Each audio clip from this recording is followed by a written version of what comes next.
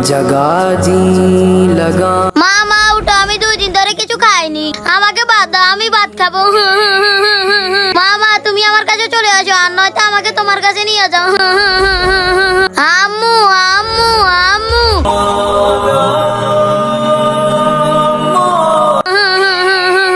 আরে আরাফাত, এই ছেলেটা কান্না করতেছে কেন? আরে জিয়াদ ভাই, ওর মা কিছুদিন আগে মারা গেছিল, তাই ছেলেটি প্রতিদিন এখানে এসে কান্নাকাটি করে। ও আচ্ছা, বুঝছি ভাই। আচ্ছা ঠিক আছে জিয়াদ ভাই, আমি তাহলে যাইতেছি। আরে ছোট, শুনো। হ্যাঁ ভাইয়া।